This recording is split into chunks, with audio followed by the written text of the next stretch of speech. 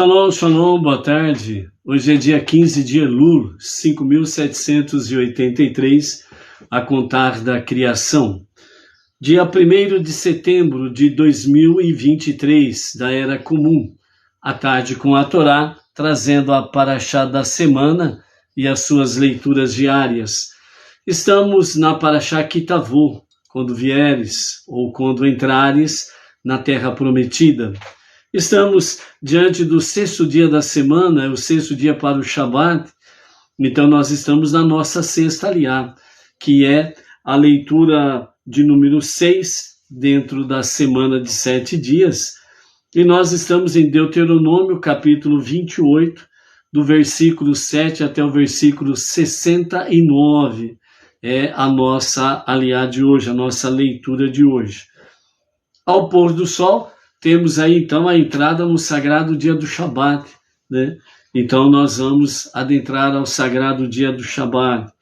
As luzes especiais de Shabat serão acesas hoje às 17h36. Então, às 17h36, nós temos aí o acendimento das luzes especiais de Shabat, né? Então, nós já estamos mais próximos do sagrado dia do Shabat. Então, Shabbat Shalom a você, família, todas as comunidades Bnei Noach no Brasil e fora do Brasil. Aos nossos amados que estão aí, né, nos campos internacionais, nos seus países, também o nosso Shabbat Shalom a você e toda a família. Estamos aí no mês de Elul, e hoje é o dia 15 de Elul, né? Então, nós temos aquele acréscimo de 3 salmos, né, durante o mês de Elul, que vai até Yom Kippur, né? Então, hoje, além das leituras normais, né, de salmos e as suas preces diárias, né, que nós temos, então, para quem não leu, né, os salmos 43, 44 e 45, que são os salmos de hoje, tem aí antes do acendimento das luzes de Shabat, ou antes do pôr do sol, a leitura desses 3 salmos, mais o Salmo 27, né? Não esquecendo que nós precisamos andar na luz de Hashem. Hoje nós vamos ter aí diante de nós, né, exatamente aquela questão das maldições e bênçãos, né? Então, a pergunta fica, maldições ou bênçãos? E onde que Mashiach está nessa história? Então, nós vamos ver isso daí pela graça e a misericórdia de Hashem, ok? Então, amados, né, introduzidos aí realmente em capítulo 28 de Devarim, Deuteronômio, a partir do versículo 7 até o 69, vamos ver as considerações que nós temos para hoje, né? Dentro desse campo, bênçãos ou maldições ou bênçãos, né? O que é que nós temos aí? Ontem nós estivemos dando uma olhadinha, né, sobre a questão das montanhas místicas, né? Que nos falaram sobre o Monte Gerizim, o Monte das Bênçãos, e o Monte Eival, o Monte das Maldições. E junto com os 2 montes, nós vimos aí sobre a questão do Monte Hermon, e aí nós vimos a formação, né, do triângulo, né, sobre a questão do olho, né, onde alguns falam, né, o olho de Deus, e por isso nós temos aí diante de nós a expressão, né, os 2 olhos, né, o da direita e da esquerda, né, Gerizim e Eival, e aquele que está acima, o superior, né, que é o Monte Hermon, que está na ponta de cima, formando então o triângulo. E nesse sentido aí, então, nós temos a nossa expressão, né, a expressão do Ain, né, que ela é dentro de uma visão, Ain, né, olho, mas dentro de uma visão da Kabbalah, os nossos mestres falam que a questão do Ain, né, ela representa exatamente do nada divino, né? É exatamente o quê? Aquele que do nada faz todas as coisas. Aquele que do nada ele criou todas as coisas. Então, por isso a expressão nada divino. Ou seja, somente aquele que não tem realmente nem princípio e nem fim, que é o único Deus, o único Criador, o único Redentor e Salvador, né? Então, somente Ele é que pode criar do nada todas as coisas. Então, por isso tem essa questão da expressão, né?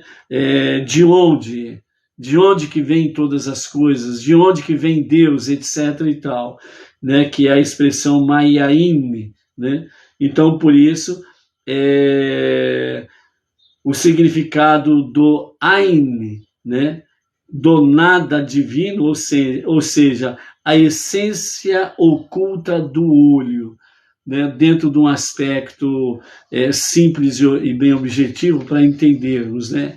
Do nada, o olho de Deus está vendo você, certo? Então, nós vimos essa questão aí. Então, nós temos aí exatamente os 3 montes, né? Dentro desse campo aí, né? Depois nós vimos também sobre a questão, né? O Gerizim, o Eival e o Hermon, né? Então, hoje nós vamos, dentro dessa visão aqui, nós vamos ver a questão de mais 2 montes que nós temos aí para visualizar dentro desse aspecto do aprendizado sobre as montanhas, que sempre vão representar os patriarcas, né? Abraham, Isaac e Jacob. Então, baseado no Salmo 121, né? Eu ergo meus olhos para as montanhas, né? Que é o famoso Esai Einai El Reharim Maim Yavo Esri, né? Eu ergo meus olhos às montanhas, de onde minha ajuda virá. Esse versículo ele alude às 2 montanhas, Gerizim e Eival, e os Kohanim e os Levim, né, os sacerdotes e os levitas, eles permaneceram no vale entre os 2 montes, né? 6 tribos ao pé do monte Gerizim e 6 tribos ao pé de Eival. E erguendo seus olhos primeiro para a direita, depois para a esquerda, ao recitarem bênçãos e maldições. Em hebraico, né, nós temos aí essa questão de onde, né, do versículo que nos fala o Salmo 121, verso 1, né, de onde minha ajuda virá. Então nós temos aí de onde, no hebraico, Mayaim, né? E esta palavra também pode ser entendida como significando do Ain, que significa exatamente do nada divino, a essência oculta do olho, também pronunciada como Ain. Quando erguemos nossos olhos físicos aos céus, nós atingimos a visão do nada divino, que é a fonte de toda ajuda e salvação. Então, exatamente essa mensagem de Salmo 121, verso 1, né, que é o princípio e a essência de todo o Salmo, né? Esai Einai Echarim, Meaim Avo Esri. Eu ergo meus olhos às montanhas, de onde minha ajuda virá. Então, aqui o que os nossos mestres querem trazer para nós é que, de fato, né, toda a essência, né, oculta do olho divino, ou seja, esta essência do olho divino que tudo vê, ele está olhando para você. E quando nós erguemos os nossos olhos físicos em direção aos céus, né, e nós atingimos aí, se realmente nós vamos com o espírito quebrantado, um coração contrito, né? Vamos com uma verdadeira techuvá na presença divina, então nós atingimos a visão do nada divino, que é a fonte de toda ajuda e salvação. Ou seja, os olhos de Deus encontram com seus olhos e ele atende o seu pedido de ajuda, de socorro, de salvação, e assim sucessivamente. Então, por isso, Jó, no capítulo 28, verso 12, ele nos fala: Ve'ah chorma mayain timatse, que significa: de onde a chorma pode ser encontrada, a sabedoria? Então, o Hassidismo, ele traz para nós, né, iluminando esse versículo de uma forma mais profunda. Então, os nossos mestres do Hassidismo diz assim: Chorma vem de Ain, do nada divino. A Kabbalah e a Hassidut explicam que Chorma, representada aqui pelo Monte Gerizim, passa a existir somente quando se une com o entendimento, representado pelo Monte Erival. Mesmo que o Monte Gerizim represente, de fato, todas as bênçãos aparentes, ele tem uma unidade oculta com a maldição do Monte Erival. E qual a finalidade disto? É para que o equilíbrio, né, é o segredo da bênção. Então, a bênção, ela não pode estar dentro dessas questões de montes, ela não pode estar acima da maldição, precisa ter equilíbrio. Por isso que as grandes bênçãos, elas vêm ocultas dentro de palavras de maldição, aparentemente. Elas estão escondidas, são tesouros escondidos. A intenção de Hashem, a intenção do Eterno, não é em absoluto trazer maldição para quem quer que seja. O que realmente Deus quer é que todos sejam agraciados pelo seu favor, pelas suas bênçãos.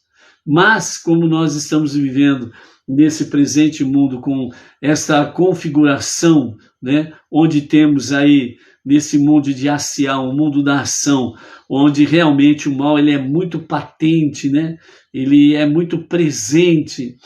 Então, exatamente, temos aí dentro desse aspecto, nós temos aí a questão do quê? O famoso olho gordo, que é o olho negativo, o olho da inveja, né? O olho que traz pensamentos de destruição para com aquela pessoa que está sendo abençoada, está indo bem, etc, etc. Então, Deus, ele traz suas bênçãos, né, muitas vezes de forma oculta, que é exatamente o quê? Dentro de palavras de maldição. Mas, na realidade, não são maldições que Deus quer alcançar quem quer que seja. Dentro das palavras de maldição existem grandes bênçãos. Então, Deus ele concede às pessoas, né, a questão da livre escolha, né, conhecido como livre arbítrio, para escolher o que fazer. Porque Deus ele não quer robô. Ele não quer robô. Ele quer realmente pessoas humanas que conhecem as suas fraquezas, conhecem as suas falhas, reconhecem os seus pecados e faz techuvá, o retorno a Deus para um verdadeiro e genuíno arrependimento. Então, esse é o propósito divino. Então, quando nós recebemos, entre aspas, né, maldições, que são as adversidades, provas, testes, daquilo que nós não gostamos, onde muitas vezes somos, somos acossados por Hashem com coisas desagradáveis e nós olhamos como maldições. Mas na realidade Deus está nos chamando a atenção que nesta aparente maldição, por detrás dela existe uma grande bênção que você precisa buscar, que você precisa alcançar, você precisa lutar para conquistar. Porque Deus ele quer que você obtenha méritos para as suas conquistas e para o seu sucesso, né? É muito bom quando alguém diz assim: eu fiz um concurso, estudei, ralei pra caramba para estudar e graças a Deus eu passei. Ele fez a parte dele de estudar, ralar para estudar e Deus lhe concedeu a graça da Chorma, da sabedoria, para ele poder relembrar no momento da prova, no momento das questões, ele poder recordar o que estudou. Então ele tem o mérito do estudo. ele tem o mérito do esforço, da luta, da labuta, e Deus recompensa, né? É bem diferente daqueles que, por alguma razão, né, não estudou e acabou sendo encaixado, né, numa função tal, porque era amigo, né, de quem estava ali promovendo o concurso, né? Então a pessoa não tem nenhum mérito, muito pelo contrário. Ele nem gosta de falar no assunto porque ele tem a vergonha, que ele não teve mérito para alcançar o cargo almejado, né? Teve aquele jeitinho da lei de Gerson, né? Muito conhecida no Brasil, a lei da vantagem, né? Então essa questão aí, ok? Então os nossos mestres do Hassidismo e da própria Kabbalah falam para nós que a Hormá, representada pelo Monte Gerizim, o Monte das Bênçãos, tem conexão, tem equilíbrio com o Monte das Maldições, que Erval é o monte não só das maldições, mas do entendimento. Por quê? Porque as pessoas precisam, através da sabedoria de Gerizim, se dirigir ao Monte Erval, o monte do entendimento, para compreender que por detrás de cada maldição, aparentemente, existem grandes bênçãos que precisamos almejar, labutar, trabalhar para alcançar realmente as bênçãos, né? Conquistar o sucesso e as bênçãos.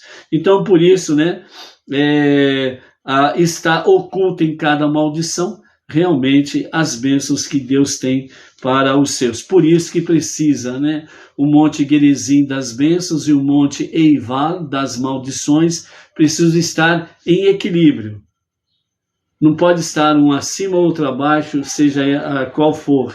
Precisa manter equilíbrio, ok? É assim que o mundo ainda existe. É assim que o mundo está vivendo, sobrevivendo, por causa desse equilíbrio, né?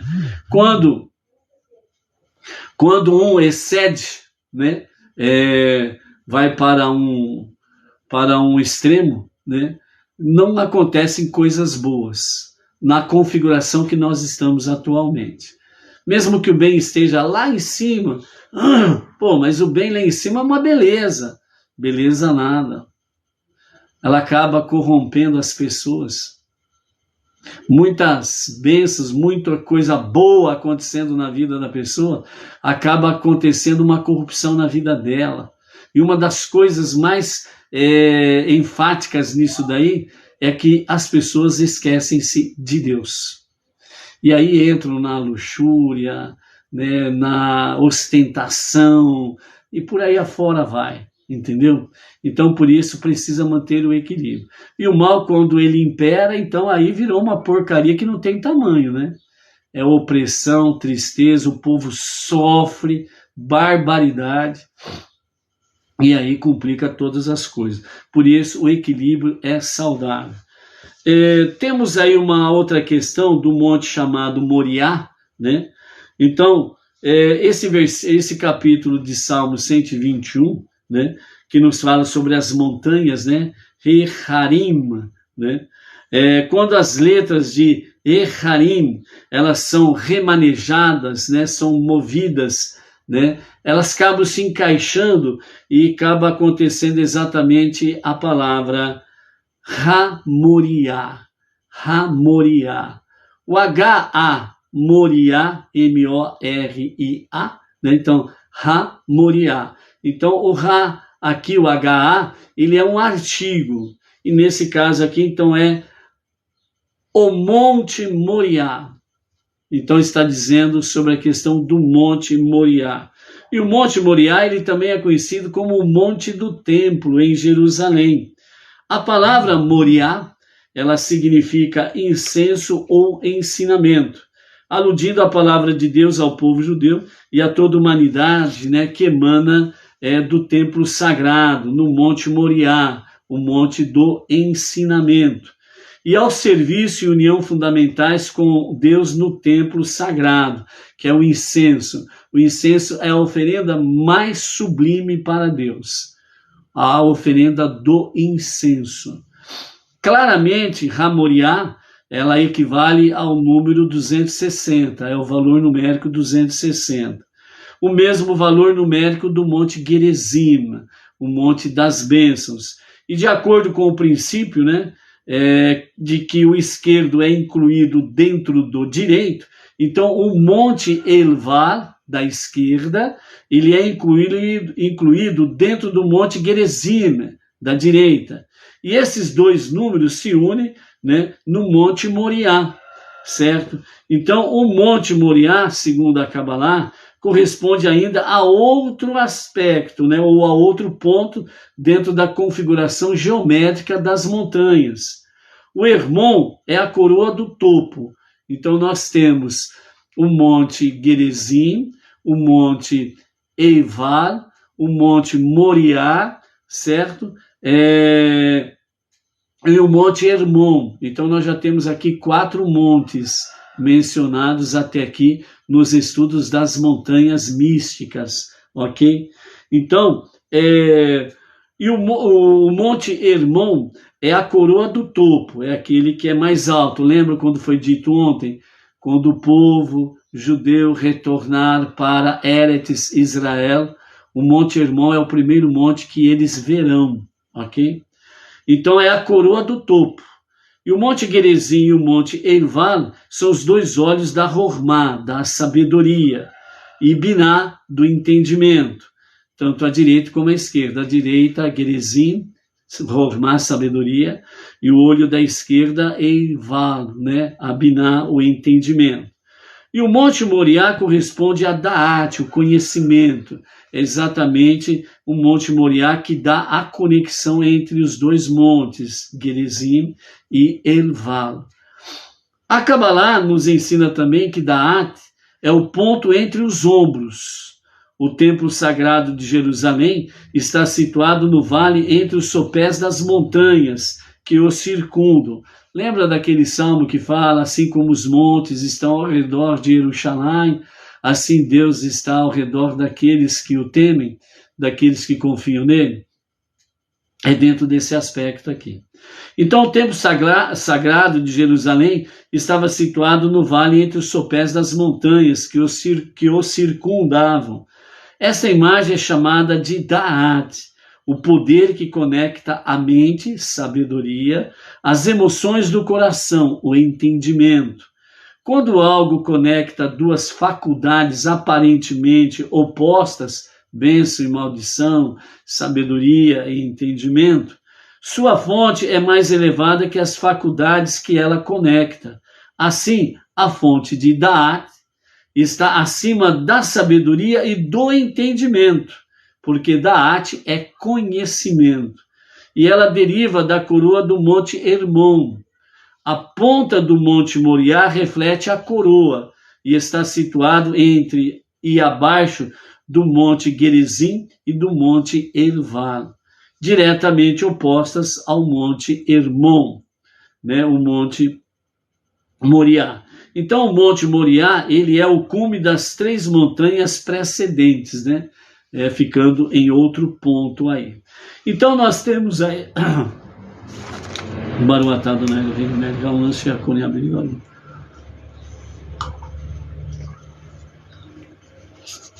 Então, até aqui nós temos 4 montanhas.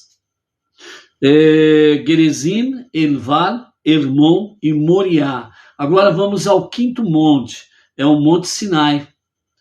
As 4 montanhas mencionadas, né, que é exatamente Gerizim, Eival, Hermon e Moriá, elas têm correspondência com as 10 Sefirotes, exatamente sobre Keter, Hormá, Biná e Da'at, que é a parte superior da Sefirot, as 10 emanações de Deus. Estas montanhas estão todas na terra de Israel. Outra montanha que também tem profundo significado para o povo judeu é o Monte Sinai, onde Deus nos deu a Torá.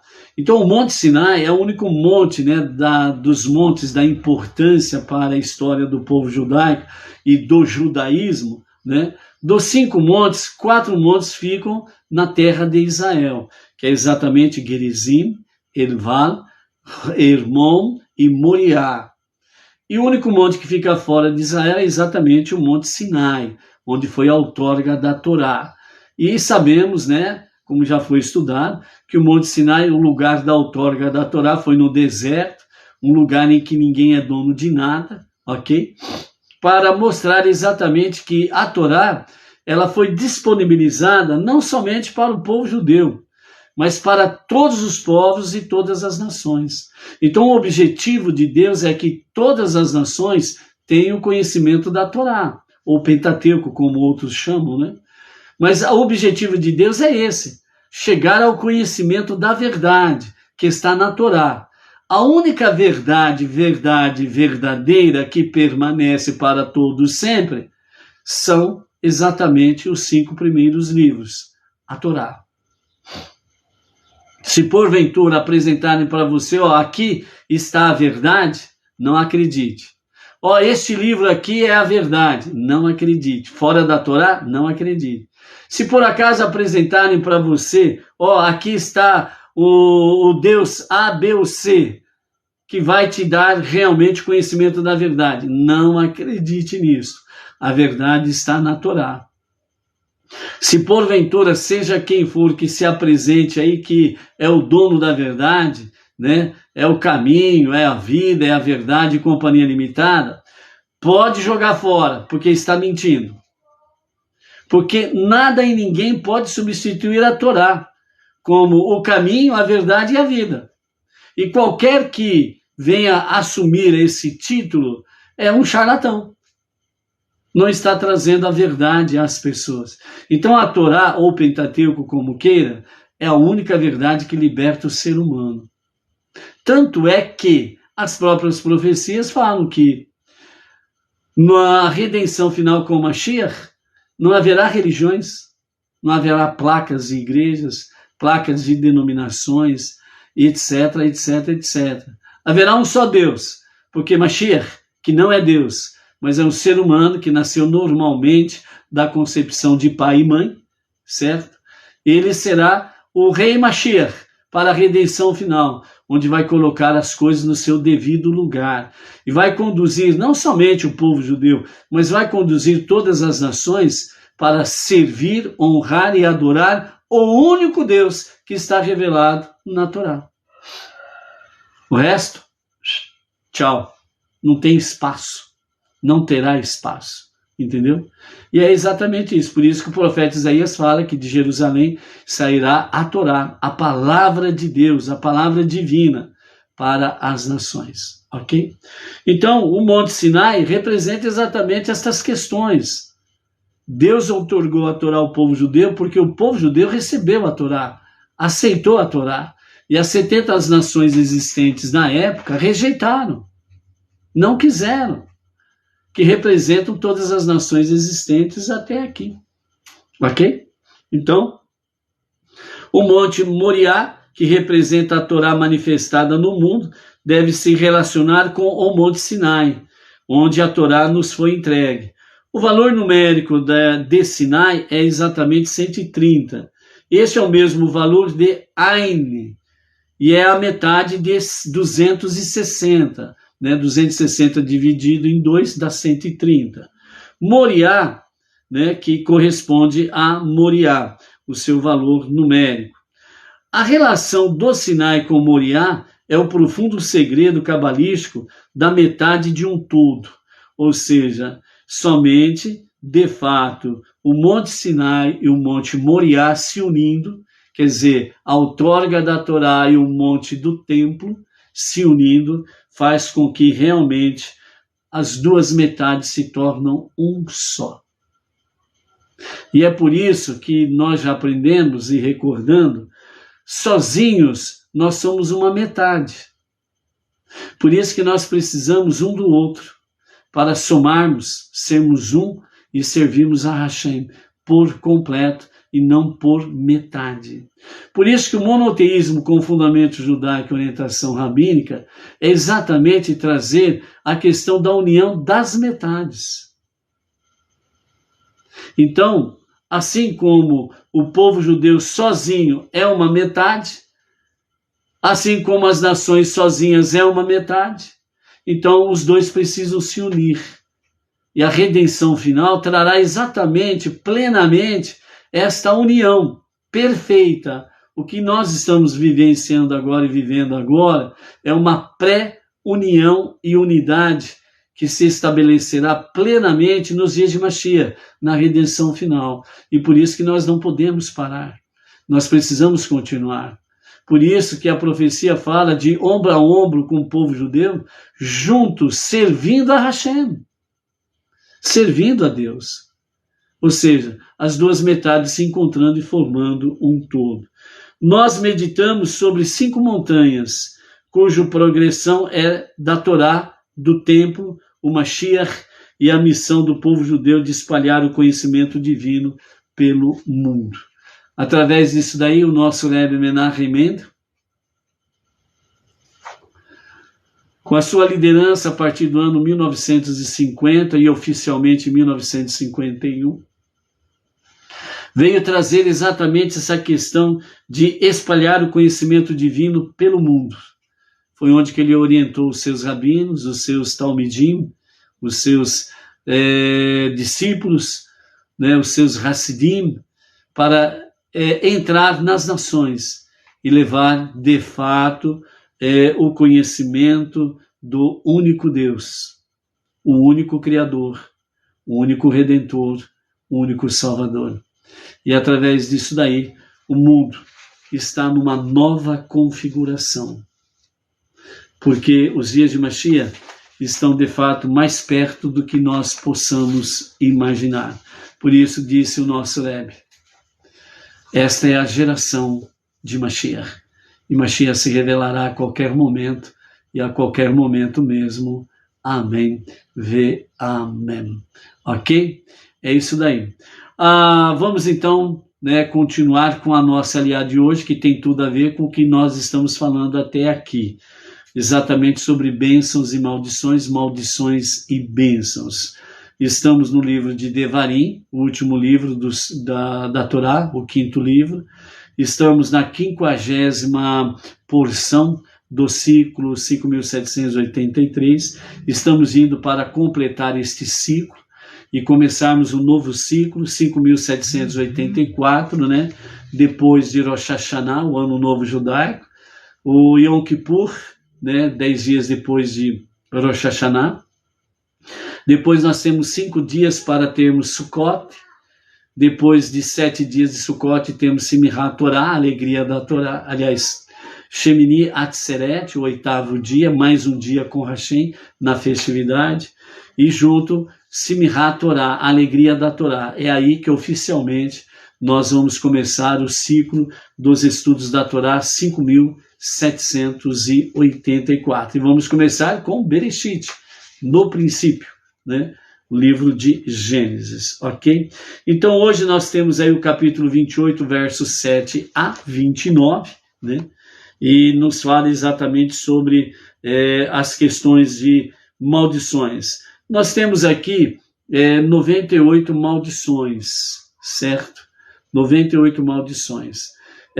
Antecipadamente, nós temos a questão de Sukkot, onde cada dia o povo judeu estaria ofertando ali os seus carneiros, durante 7 dias de Sukkot, e cada dia eles ofertavam 14 carneiros, Então os carneiros, eles representam exatamente o povo judeu, e no final de 7 dias dá exatamente 98 carneiros.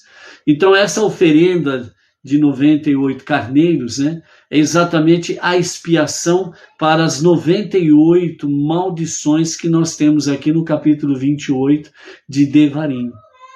Então isso significa que antecipadamente Deus já estava provendo o perdão para o seu povo, o povo judeu. E dessa forma, então, Deus vem confirmar que dentro de cada maldição existem grandes bênçãos, ok? Então, por isso nós temos aí, no capítulo 28, verso 9, Deus estabelecerá você como o seu povo sagrado, conforme ele jurou a você. Se você observar os mandamentos de Deus, seu Deus, e andar em seus caminhos, Então todas as nações da terra verão que o nome de Deus está sobre você e elas temerão a você, né? Então aqui nós temos a palavra-chave, né? Andar em seus caminhos, andar nos caminhos de Hashem. Então, Rambam Maimônides, ele nos fala que nós somos ordenados, né, a emular o Todo-Poderoso o máximo possível. O que é emular o Todo-Poderoso? É imitar a Deus. Então aqui Maimônides, Rambam, ele fala que é ordenado ao povo judeu, literalmente falando, imitar a Deus em tudo. Então, por isso, Maimônides diz, andar em seus caminhos, que significa, assim como Deus é mencionado nas Escrituras como sendo benevolente, da mesma forma vocês devem ser benevolentes no seu caminho. Tal como ele é mencionado como sendo misericordioso, da mesma forma vocês também devem ser misericordiosos ao andar no seu caminho. Ou seja, assim como ele é mencionado como sendo caridoso, você também deve ser caridoso. Ou seja, a partir do povo judeu, a Torá, ela vem através de Moshe, Deus ensinou a Moshe, Moshe ensinou o povo judeu, vem exatamente trazer ao povo o quê? Vocês precisam ser imitadores de Deus. Se ele é misericordioso, você precisa ser misericordioso. Se ele é caridoso, você precisa ser caridoso. Se ele é benevolente, você precisa ser benevolente. Na realidade, desde a existência das nações, Israel é o único povo e o primeiro povo que tinha ética para ir para a guerra. Não podiam fazer o que bem entendesse, porque Aaron HaKodesh, a arca sagrada, ia junto com eles para a guerra. E se eles fizessem qualquer coisa que viesse contra a Torá, eles seriam mortos. Então o povo judeu para a guerra foi o único povo que teve, tinha e tem ética, moral e espiritualidade mesmo no meio a uma guerra. Mesmo nos dias atuais. Não mudou o seu estilo, porque Deus é o mesmo, a Torá é a mesma. Entendeu? Então, por isso, andar em seus caminhos nos ensina que nós já não sabemos do requerimento de ame o próximo como você ama a si mesmo, como está em Vaikra, Levítico, capítulo 19, verso 18.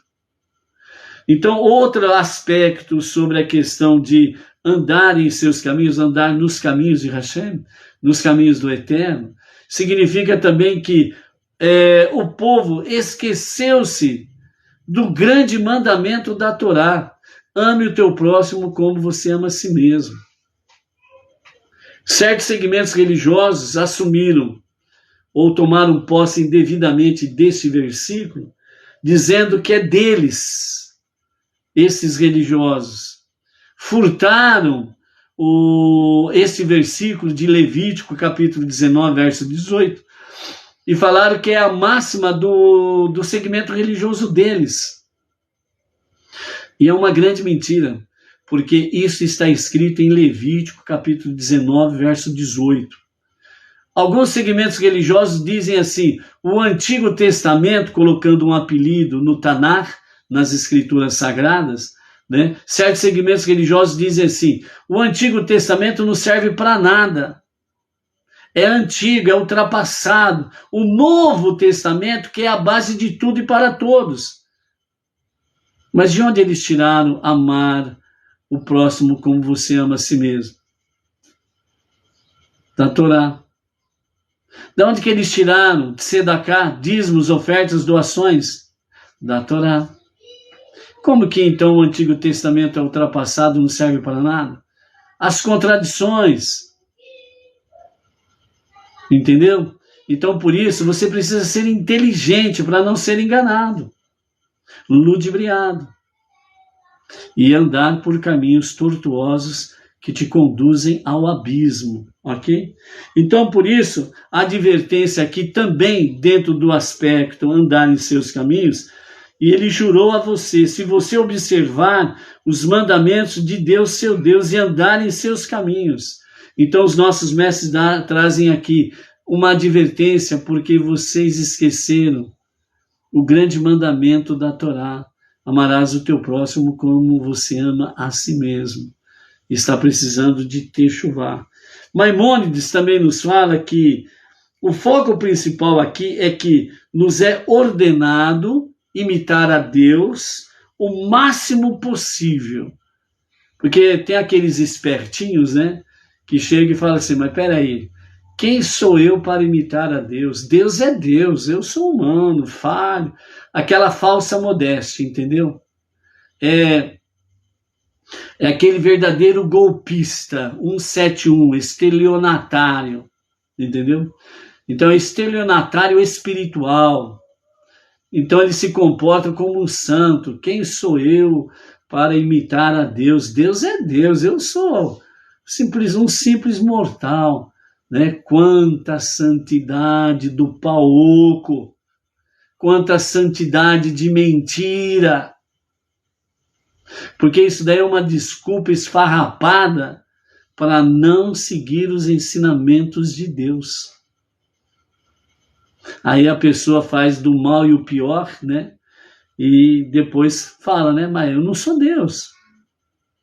Como que eu vou imitar a Deus? Entendeu? Mas, como já foi mencionado, se Deus se revela caridoso, benevolente, bondoso, etc. e tal, nós precisamos, segundo Maimônides, nós precisamos imitar a Deus o máximo do possível. Não é no mesmo nível de Deus que você vai imitar a Deus. É dentro do seu limite, dentro da sua realidade. Então, por isso, de fato, fala sobre essa questão, imitar a Deus. Continuando, Maimônides ainda ele diz, ou seja, quando nós agimos de uma forma benevolente, misericordiosa ou caridosa, isso não deve vir meramente de um imperativo ético ou para o benefício geral da sociedade, mas sim deve ser uma tentativa de imitar a Deus. Ou seja, a questão de imitar a Deus não é para você aparecer. E não é exatamente para o benefício da sociedade. Essa não pode ser a sua primeira visão. Esse não pode ser o seu primeiro sentimento. Isso não pode ser a primeira orientação espiritual. A primeira orientação em todos os aspectos deve ser exatamente esta: estou tentando imitar a Deus. O bem que eu estou fazendo, eu estou tentando imitar a Deus. E assim sucessivamente. Ok? Você fazendo, pessoas, entidades ou algo semelhante serão beneficiadas, é uma sequência natural. E não o seu fim. O nosso objetivo principal é procurar, no máximo, imitar a Deus. Assim como ele é mencionado como sendo misericordioso, da mesma forma, vocês devem ser misericordiosos, ok?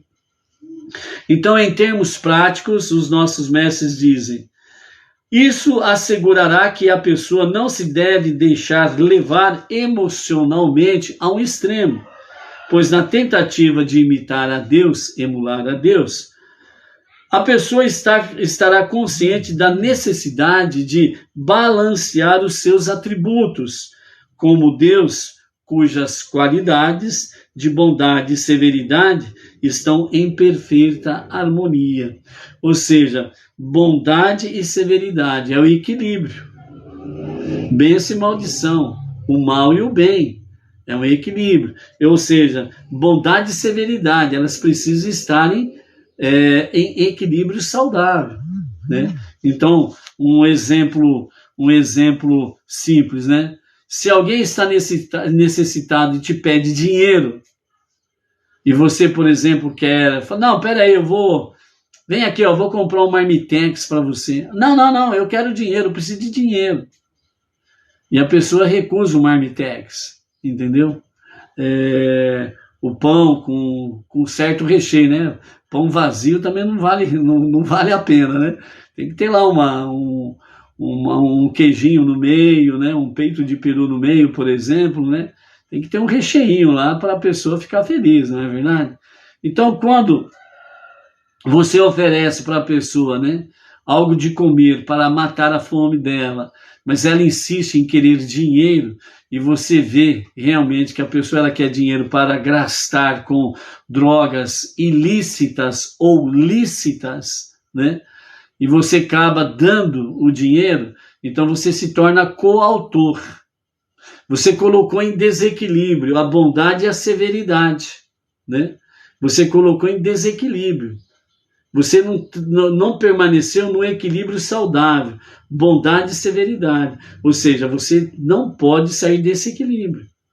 Então a sua bondade é de fazer algo bom para aquela pessoa. Mas aquela pessoa rejeita a primeira questão. Então a sua severidade faz com que você analise. Se eu dar dinheiro para ela, ela vai gastar com drogas ilícitas ou lícitas. Porque as bebidas alcoólicas, por exemplo, são lícitas. É uma droga lícita, por exemplo, ok? Então, por isso, drogas ilícitas e ilícitas. Lícitas e ilícitas, né?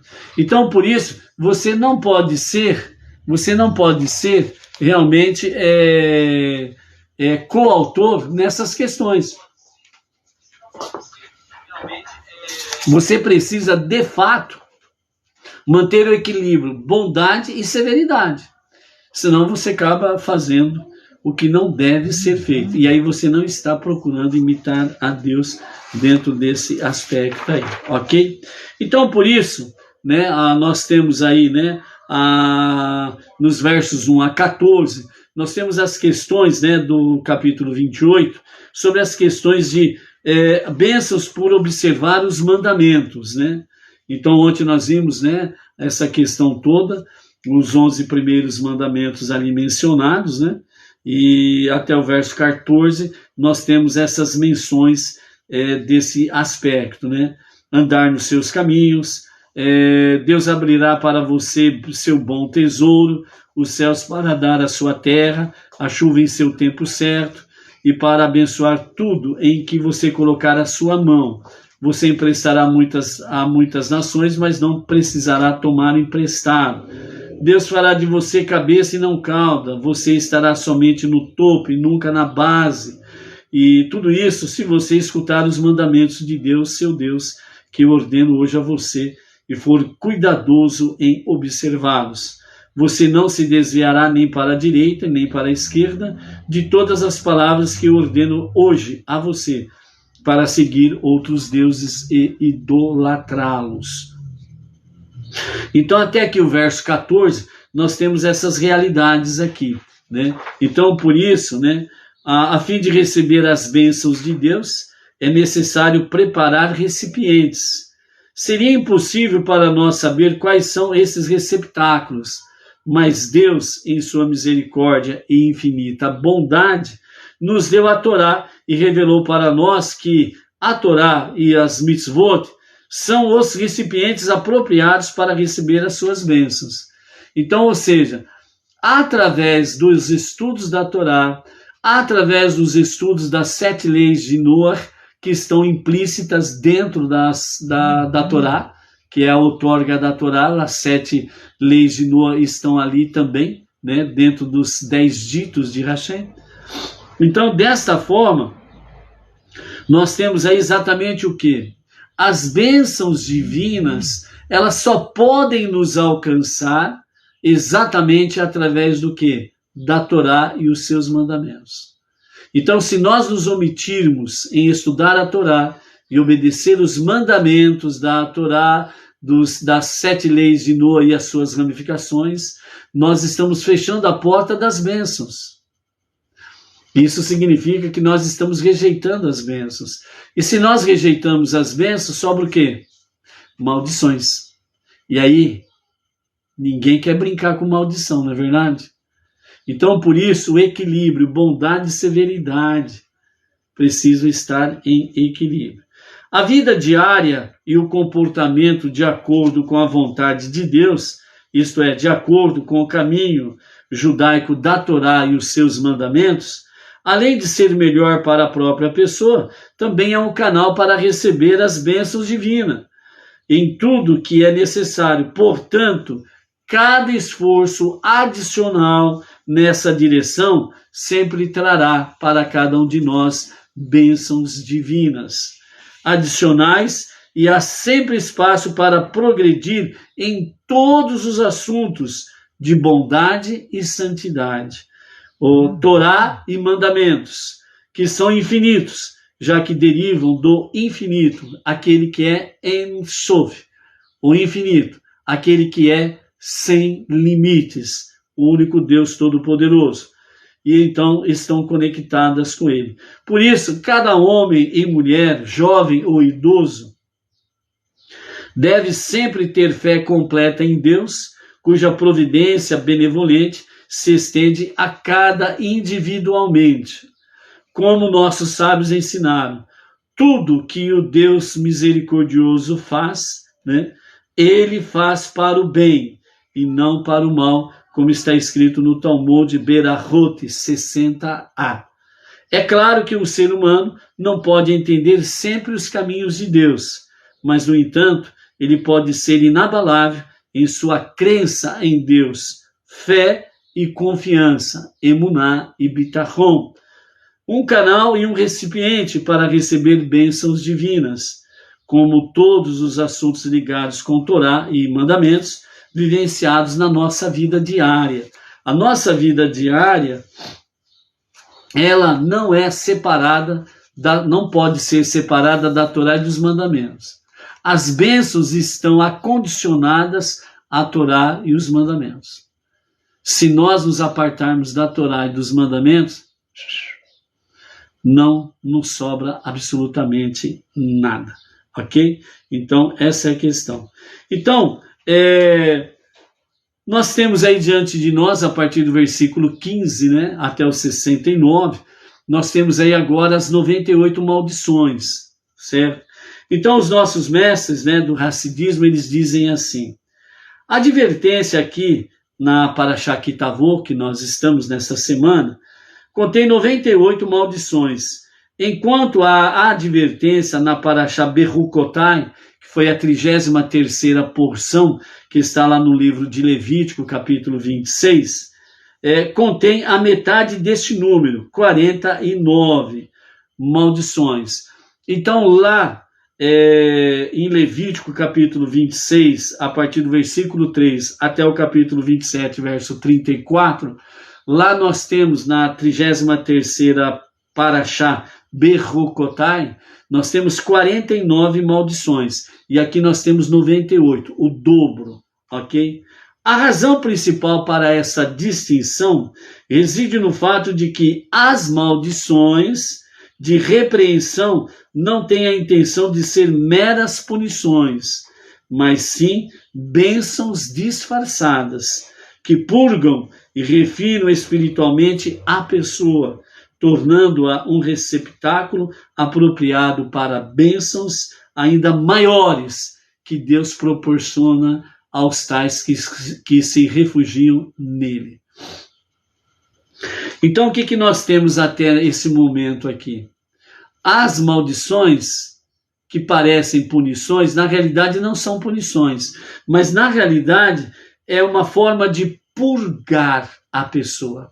É uma forma de purificar a pessoa.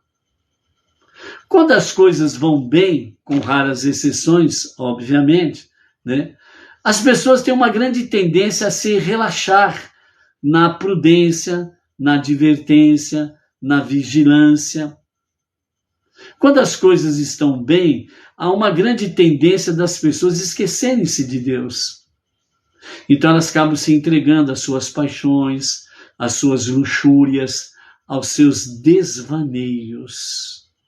Então aí Deus, ele manda um pouquinho de punições, aliás, um pouquinho de maldições, que a pessoa que recebe o impacto, ela fala, estou sendo punido. Mas o objetivo de Deus não é a punição. O objetivo de Deus é chamar a atenção, a nossa atenção. Psst, psst.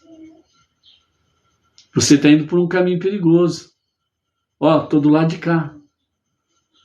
O caminho que você está indo está te levando para o abismo. Eu, diz o Eterno, eu estou desse lado aqui. Venha para esse lado. É mais seguro. É mais saudável. Então, a aparente punição é uma forma de Deus dizer para nós assim: ei, aonde você pensa que vai? Ei, preste atenção. Ei, não percebeu ainda que você está indo por um caminho que, dependendo do grau, você não terá mais volta? Não terá mais nenhuma nova boa oportunidade? Está esquecendo de algo.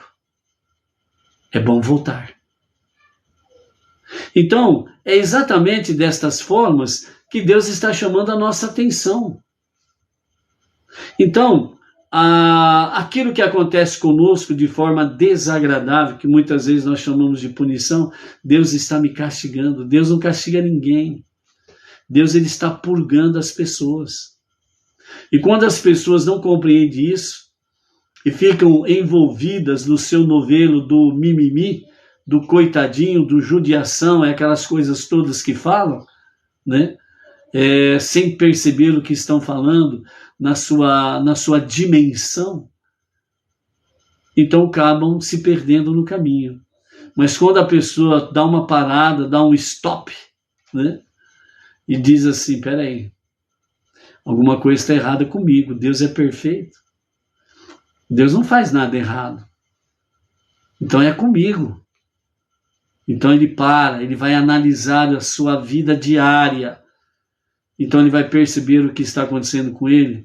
É uma forma de Deus purgar, purificar, limpar. E aí ele descobre as grandes bênçãos que tem por detrás desta aparente maldição. Então é isso que Deus tem para nós. Então a repreensão da Parashá Bechukotai, que é lida antes de Shavuot, né? É uma preparação espiritual que possibilita a pessoa receber a Torá mais uma vez, que Shavuot é a festividade da outorga da Torá. Então, a Parashá Bechukotai, a 33ª, que contém 49 maldições, ela é lida antes de Shavuot, justamente para purgar o povo judeu, para purgar aqueles que estão no monoteísmo com fundamento judaico e orientação rabínica, para a festividade de Shavuot. Para o povo judeu, a renovação da outorga da Torá. Para os não-judeus, os Benei Noa, a renovação da entrega da Torá, com as 7 leis de Noa e as suas ramificações, através do povo judeu para nós. Para que nós possamos seguir os caminhos de Deus, ombro a ombro com o povo judeu, o nosso irmão, ok? Então, a repreensão da nossa Parashá, Kitavô, desta semana, é lida um pouco antes de Rosh Hashanah, o Ano Novo Judaico, e também é lido antes de Yom Kippur, o dia do perdão ou o dia da expiação. Nos prepara exatamente para as grandes festas. Então, esse momento que nós estamos atravessando dentro do mês de Elul, porque o mês de Elul, ele é propício para tudo aquilo que é de bom. O mês de Elul é realmente, inclusive, o mês de Elul, ele é propício para datas de casamento, para boas bênçãos, para um novo casamento, para uma nova família que está se formando. O mês de Elul é uma data propícia para isso daí, ok? Como ela é propícia para que nós venhamos nos purgar dos nossos pecados, nos purificar das nossas faltas, nos limpar dos nossos pecados, para que nós possamos adentrar em Rosh Hashanah, o Ano Novo Judaico, para que sejamos inscritos e selados para um ano bom e doce. E quando chegar ao 10º dia de Rosh Hashanah, o Yom Kippur, o dia da expiação, o dia do perdão, que realmente nós não sejamos inscritos vamos assim dizer, no livro, né, em que as punições se tornam realidades, mas que sejamos selados definitivamente para um ano bom e doce, para bênçãos, para a vida, para praticarmos cada dia mais o emular a Deus, ou seja, imitar a Deus o máximo do possível no nosso dia a dia, no novo ano 5.784, ok? Então, e assim, então, esta é a razão principal porque há mais maldições aqui na nossa Parashá Kitavô, ok? Pois em Shavuot, quando o povo judeu recebe a Torá, ele está em um nível de tzadikim, eles estão no nível de justos mesmo, um nível muito elevado, que foi exatamente o que aconteceu naquele momento da outorga da Torá. Mas em Rosh Hashanah e Yom Kippur, em que a ênfase primordial é no esforço do homem para retornar a Deus, que é Teshuvah, retornar a Deus para um verdadeiro e sincero, genuíno arrependimento, nós alcançamos o nível de Baalei Teshuvah. O que é Baalei Teshuvah? É os penitentes, os que praticam Teshuvah, os que praticam retornar a Deus para um verdadeiro e genuíno arrependimento, né? Então, desta forma, Baalei Teshuvah é muito mais elevado do que o Tzadik. Muito mais maldições, ou seja, muito mais bênçãos disfarçadas, são lidas nessa Parashá, para promover a grande preparação espiritual necessária para atingir este nível sublime. Então, a comparação que faz aqui os nossos mestres do Hassidismo, né, é que realmente para Shavuot, na outorga da Torá, o povo judeu estava num nível de tzadikim, um nível espiritual muito elevado. Aqui para Rosh Hashanah e Yom Kippur, o nível espiritual está muito baixo. Por isso, o dobro das maldições, que na realidade é o dobro de bênçãos, porque o tzadikim, aquele que está no nível muito elevado, de justo, ele não precisa de muitas bênçãos, porque o seu nível é muito elevado. Assim como Moshe, ele não precisava daquela mina de safira que estava debaixo da sua tenda, quando ele fez as segundas tábuas. E o que sobrou ali daquela mina ali ficou tudo para ele. Ele se tornou, na linguagem atual, ele se tornou um multimilionário. Mas isso não afetou em nada Moshe, não trouxe nenhuma diferença para Moshe. Por quê? Por causa do seu alto nível espiritual de tzadik. Então as questões seculares e materiais já não têm nenhum estímulo para um tzadik. Agora que o Baalei Teshuvah, o penitente, o que está no nível inferior de tzadik, né, ele precisa realmente de estímulos para poder se dedicar cada vez mais. Por isso as maldições são maiores, é o dobro. Por quê? Porque as maldições, na realidade, estão ocultando as bênçãos. Então o Baalei Teshuvah, o penitente, o que retorna realmente a Deus, então ele tem muitas bênçãos. Por quê? Porque ele, apesar de uma certa forma, está vivenciando os dois mundos, o mundo físico e o mundo espiritual, o mundo materialista e o mundo divino. Ele está vivenciando o mundo do apego, do tato, e o mundo espiritual do Ein Sof, aquele que é sem limite. Então, ele está saindo de uma plataforma muito baixa, de um nível espiritual muito baixo, e procurando se elevar numa plataforma mais elevada de santidade e obediência a Hashem. Por isso, as suas bênçãos são duplas, disfarçadas em maldições, ok? Então, é isso daí. Então, amados, nessa forma aqui, nesse sentido, né, a nossa mensagem final aqui, com o nosso Rebbe Menachem Mendel para a nossa aliada de hoje, né, o assunto é muito vasto, é muito intenso, né, e temos muitas coisas para aprendermos. Por isso, se Mashiach não se revelar a qualquer momento e a qualquer momento mesmo, Hashem nos dará novas oportunidades para podermos desfrutar de outros prismas deste estudo, ok? Então, o nosso Rebbe Menachem Mendel fala, Moshe disse ao povo judeu, os seus inimigos atacarão você por uma direção, mas fugirão diante de vocês por 7 direções, né? Então, nós temos aí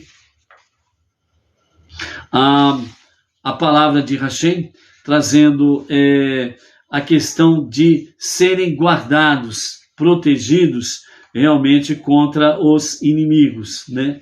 Então, nesse sentido aqui, nós temos a palavra, né?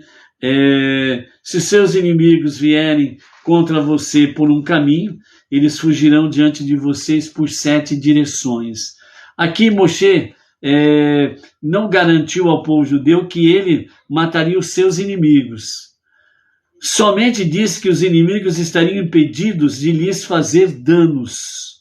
A partir disso, vemos aqui que quando o povo judeu segue as instruções da Torá, gera uma bênção divina, não apenas para si próprio, mas para o mundo inteiro. Até mesmo nossos próprios inimigos podem viver em paz e em segurança em sua própria terra, sendo impedidos de nos prejudicar de qualquer forma, né?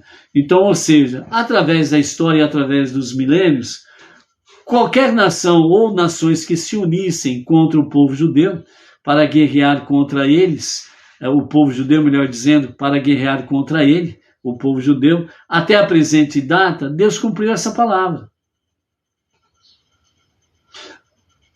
Principalmente a partir de 14 de maio de 1948,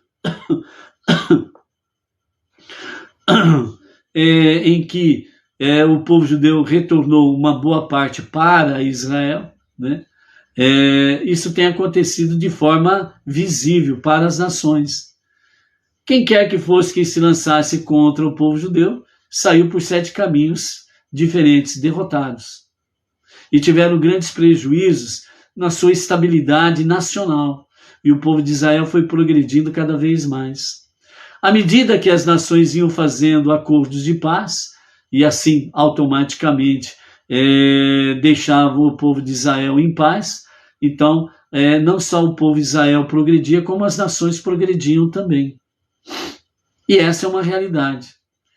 O povo de Israel, o povo judeu sendo abençoado, as nações são abençoadas. Faltou bênçãos para o povo judeu, vai faltar bênçãos para as nações. Então, por isso, quando nós vemos aí o salmista dizendo, bem-aventurados são aqueles que oram pela paz de Jerusalém e querem o seu bem, serão abençoados. Aquele que o faz realmente, não uma questão apenas de estado, país, localidade, mas aqueles que amam não somente o país, Israel, mas que amam o seu povo, o povo judeu, serão agraciados pelo favor divino. Então, por isso, orai pela paz de Jerusalém significa orar pelo povo judeu, para que seja protegido continuamente e que haja paz dentro dos seus muros, ou seja, que haja paz no meio do povo judeu, que as nações não se levantem contra o povo judeu. É assim que você também é abençoado, ok? Baruch Hashem.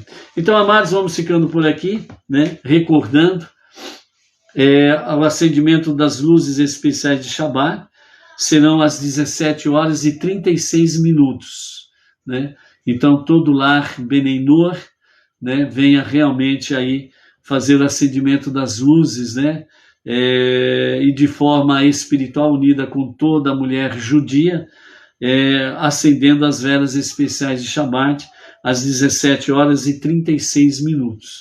E a partir das 20h15, diretamente da Sinagoga Benei Noach Regional Bauru, para o Brasil e para as nações, estaremos aí transmitindo aí a celebração do Shabat, né? É um momento em que nós vamos reconhecer, né, que só Deus é o único Criador de todas as coisas, que só Deus, o único Todo-Poderoso, que detém todo o poder realmente no mundo visível e no mundo invisível.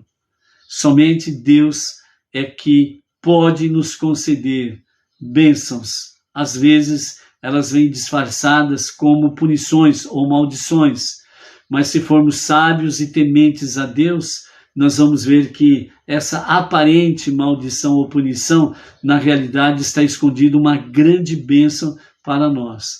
Nós precisamos renovar a nossa fé e a nossa confiança em Deus para que nós possamos alcançar os nossos tesouros que estão escondidos dentro daquilo que nós chamamos de punição ou de maldição. Mas existe uma grande bênção por detrás disso daí. Então, por isso, amados, a partir das 20h15, por esse mesmo canal, Facebook, estaremos transmitindo, né, para o Brasil e para as nações a celebração do Shabat, reconhecendo exatamente isso. A única força propulsora de todas as coisas é Deus. Fora dele não há nem salvação e nem salvador. Baruch Hashem, um Shabbat Shalom e até daqui a pouco. Amém. Amém.